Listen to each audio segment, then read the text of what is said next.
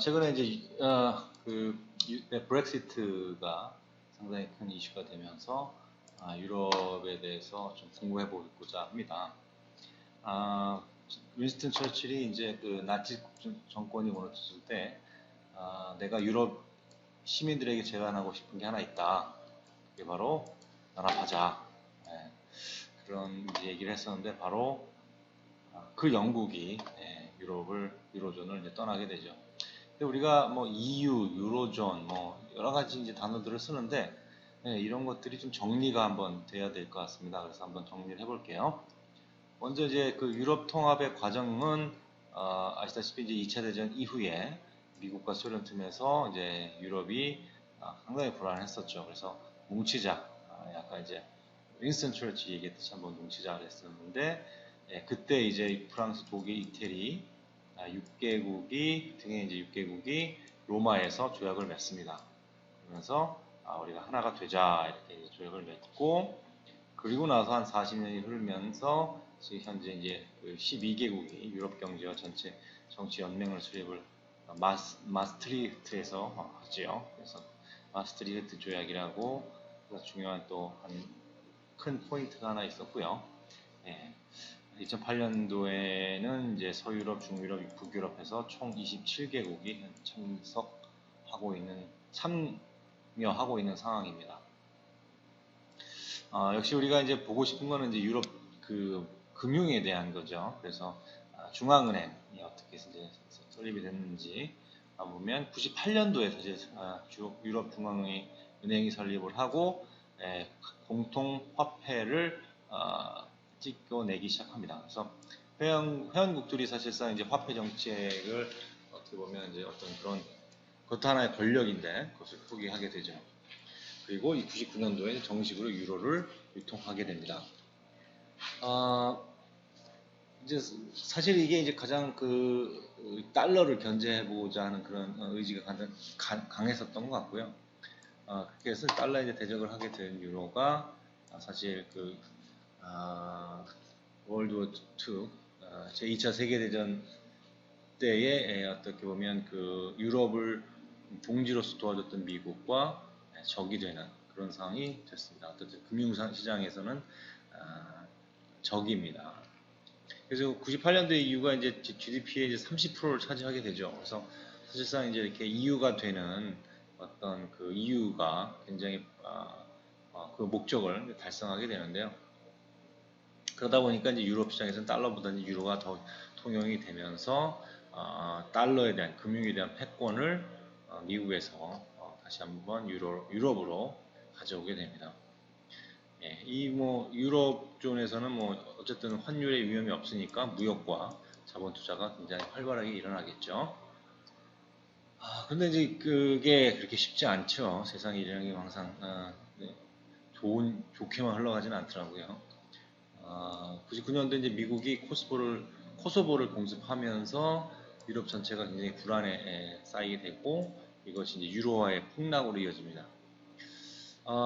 그러다 보니까 2천억 달러라는 자금이 유럽에서 미국으로 이동을 하게 되죠.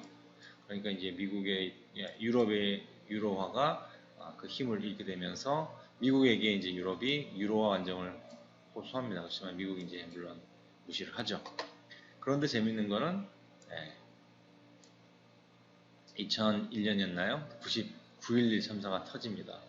거꾸로 이번에는 달러에서 유로로 이동을 하고 유로의 가격이 또 상승을 하게 됩니다. 근데 항상 이렇게 좋은 일이 있으면 그에 반대되는 반대급부의 일들이 생기는데 환율이 상승해 버리니까 EU에 속해 있던 유럽 국가의 수출들이 침체를 하게 됩니다. 그러니까 이제 사실 물론 이제 그리스 같이 내수 중심의 나라들이야 뭐 크게 타격이 있을지 모르겠지만 일반적으로 이제 그 수출에 집중하던 어쨌든 수출을 통해서 큰 돈을 벌던 가난한 유럽 국가들이 크게 타격을 입게 되죠. 2004년도에 보면 이제 유럽의 경제가 아주 안 좋습니다. 그래서 이러한 그 환율 상승으로 인해서 이태리가 이제 망가지기 시작했고 경제 성장률이 2.4에서 이제 1%를 하락을 하고요. 12개국의 이제 평균 실업률도 상당히 높아지는 게 하나의 9%가 됩니다.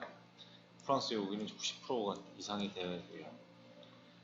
이러다 보니까 이제 2005년도에 유럽 대통령을 뽑고 하나의 나라가 되자라고 했던 그 유럽 헌법 조합, 유로 컨스티튜셔널 트리티를 프랑스에서 국민 투표로 거부를 합니다. 그래서 사실 이제 그 영국이 이번에 엑스한 것 이전에 이미 프랑스가 비슷한 일을 했던 거죠. 그래서 뭐 프랑스가 영국을 탓할 일은 아닌 것 같습니다. 네덜란드도 역시 마찬가지였고요. 이 이유가 뭐냐? 지금하고 똑같습니다. 어차피 영국의 입장과 그 당시 프랑스나 네덜란드 입장이 거의 다르지 않았다는 거죠. 터키와 같은 가난한 나라에게 밥그릇 뺏기 싫다. 이런 거였습니다. 그래서 이제 사실 유럽 헌법 조약은 물 건너가고요. 대신 이제 그거의 약식인 리스본 조약을 체결함으로써 완벽한 유럽 통합은 안 됐지만 좀 비슷한 어떤 어떻게 템포러리한 그런 체제를 유지하게 되죠. 그래서 2009년도에 2009년 12월 1일 날 발효를 하고 6개월마다 유회원국이 번갈아 왔던 순회 의장국 제도를 폐지하고 의장을 뽑아서 그 의장이 이제 2년 6개월 동안 그리고 이제 한 번 정도 연임이 가능하게 이렇게 합니다. 그래서 이제 뭐 어쨌든 이런 여러 가지 이제 그 과정들을 거치면서 현재 이제 리스본 체계에서 유럽이 어떻게 보면 EU로서의 모습을 2009년부터 갖추기 시작했는데 불과 6년 만에, 7년 만에 영국이 탈퇴한다는 건 정말 조금 좀 기대하지 못했던 그런 일이었던 것 같습니다. 어쨌든 지금 현재 2007년도 기준으로 했을 때 기존 25개국이 있고요. 지금 뭐 터키가 굉장히 하고 싶어갖고 가입을 하고 싶어서 열심히 노력 중인데 물론 이제 잘 안 되고 있습니다. 여기서 이제 유러피안 그 유니온의 그 용어들을 좀 한번 짚고 넘어갔으면 좋겠어요. 네. 좀 여러 가지 말들을 쓰고 뭐 유니온 뭐 그다음에 뭐 유로존 뭐 이런 여러 가지 말들을 쓰는데 이 정확하게 어떤 용어들이 쓰이는지 정확하게 말씀드리면 지금 현재 우리가 명확하게 이제 사용해야 할 일은 이 말은 유럽 연합입니다. 그래서 유로피안 유니온이 정확한 말이고요. 현재 이제 Germany, France, 이탈리, 뭐 스페인 뭐 이런 나라들이 가입을 하고 있습니다. 24개국이 이제 가입을 하고 있고요. 25개국이 이제 가입을 하고 있고요. 이 가입을 한다는 건 결국은 이제 멤버십을 낸다, 멤버십 피를 낸다, 돈을 낸다라는 뜻입니다. 그리고 이 멤버가 되는 이 EU 존 안에서는 이주의 자유가 있습니다. 그래서 사이프러스에서 살다가 독일로 가서 일자리를 잡고 살 수 있습니다. 마치 캘리포니아에 살다가 뉴욕 가서 사는 거와 똑같지 않을까 싶고요. 그리고 이제 그 EU에서 만드는 그 법에 대해서 투표하고 또 이제 법을 따르게 됩니다. 근데 재밌는 거는 이제 유로피안 에코노믹 에리아라는 또 용어가 있습니다. 이거는 EU는 아니에요. EU가 아닌데 EEA라고 해서 여기는 멤버십 피는 냅니다. 그리고 이주의 자유. 그러니까 결국은 여기에 속해 있다 아이슬란드, 노르웨이, 이 나라는 잘 모르는데 하여튼 이 나라들과 어떤 그런 통용 이주하고 또 통관하고 이런 어떤 그런 문제들은 전혀 없습니다. 그런데 투표하고 법을 따르지 않죠. 그러니까 EU의 일원은 아닙니다.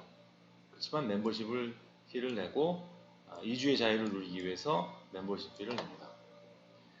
그리고 또 재밌는 건 스위스랜드가 있어요. 스위스랜드가 있는데 여기는 이제 딱 그 멤버십 피도 안 내고 딱 하나만 지금 갖고 있습니다. 이동의 자유.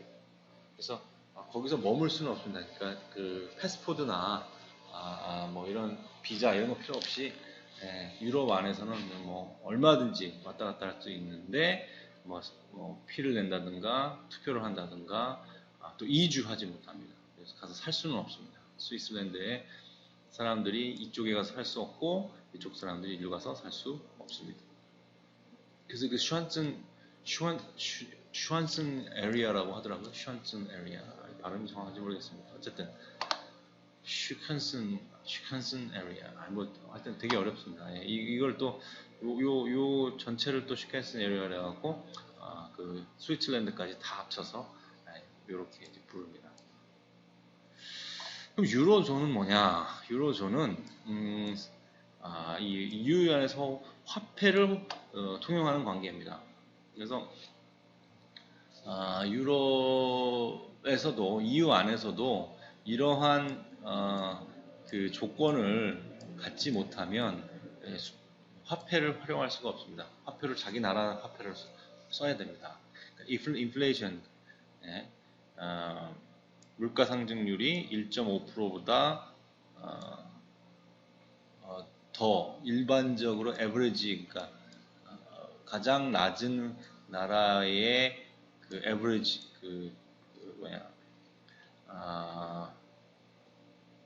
평균보다 1.5배 높으면 안 되고요.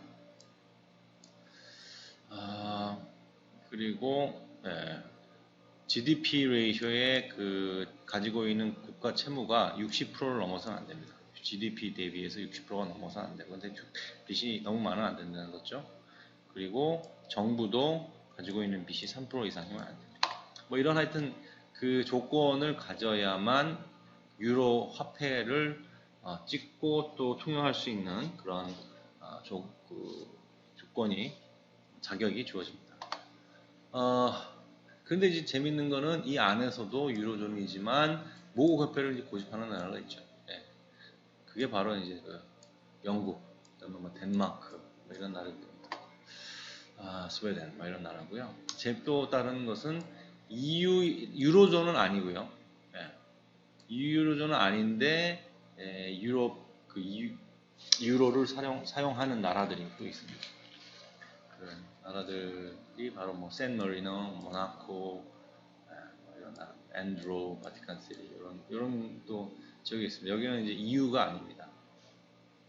그래서 이제 뭐 너무 복잡해서 뭐 이제 또 뭐 예를 들면 뭐 프랑스의 그 지금도 이제 프랑스 영토에 영이 되어 있는 다른 뭐 또 나라들 뭐 이런 나라들이 어떻게 되느냐 굉장히 복잡해지죠. 그래서 그런 건 제가 이번에는 그냥 넘어가도록 하겠습니다. 이렇게 용어들이 사용된다. 그래서 어쨌든 그 브렉시트 이제 일어나면서 2조 정도의 돈이 날라갔습니다. 시장에서 시가총액이 2조가 이제 없어졌고요. 뭐 그렇습니다. 51.9%로 떠나기로 했고요. 그리고 나서 주가가 좀 많이 떨어졌다가 다시 좀 회복을 했습니다. 우리 영국에 대해서 조금 더 알아보면 좋겠습니다. 영국도 사실 되게 헷갈리는 나라입니다.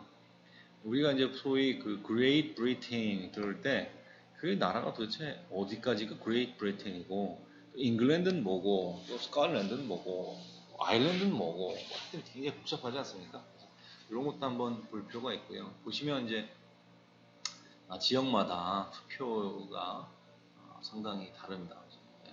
그래서 떠나자, 잉글랜드를 이제 중심으로 해서 떠나자. 그런데 웨일스나 뭐 스코틀랜드는 있자. 그리고 북아일랜드도 남아있자. 그래서 이게 굉장히 그 지역별로 굉장히 차이가 나는데 이 지역의 차이도 좀 한번 여기서 정리 한번 해보겠습니다. 우리가 이제 흔히 얘기하는 유나이티드 킹덤, 그죠? 대영방제국. 요 세 지역을 얘기를 합니다, 그죠? 여기가 그러니까 이쪽에 보시면 노던 아일랜드, 북아일랜드가 있고 스코틀랜드가 있고 잉글랜드가 있습니다. 그리고 여기 웨일이 있습니다. 웨일스. 그래서 요 네 지역을 유나이티드 킹덤이라고 합니다. 그러니까 다 다른 왕국인데 여기 이제 유나이티드 돼 있다. 그러니까 사실은 요 지역 그 아일랜드는 완전히 다른 나라인 거죠. 영국이 아니라 아일랜드입니다. 아일랜드고요. 그래서 요 지역을 우리가 이제 흔히 Great Britain이라고 말을 하죠. 여기는 이제 아일랜드고요. 아일랜드인데 아일랜드도 노던 아일랜드와 그냥 아일랜드가 리퍼블릭 아일랜드로 나눠집니다. 그래서 요 노던 아일랜드는 그레이트 브리테인에 속합니다.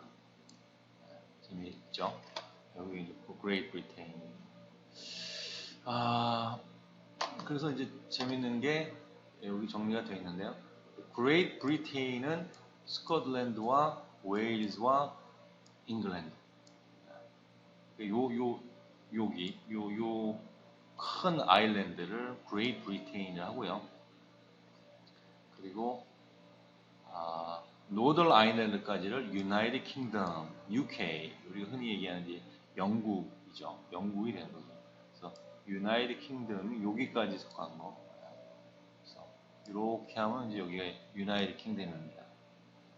그리고 아일랜드는 완전히 다른 나라인데 이거를 전체적으로 이 큰 땅덩어리 이 두 큰 아일랜드를 브리티시 아일, 브리티시 아일스, 영국 섬 이렇게 해석이 되나요? 이렇게 됩니다. 그래서 한번 참고하시면 재밌을 것 같습니다.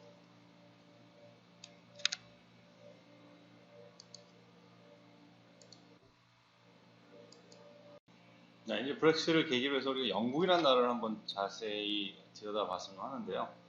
하여튼 뭐 용어가 헷갈려서 나라 자체가 그 여러 민족들로 또 구성이 되어 있다 보니까 그 킹덤 옛날 같으면 어떤 나라가 유나이티드 돼서 생긴 나라는 얘기인데 그러니까 잉글랜드와 스코틀랜드와 또 아일랜드가 이제 이렇게 합쳐져서 아일랜드도 이제 다 아일랜드가 아니고요.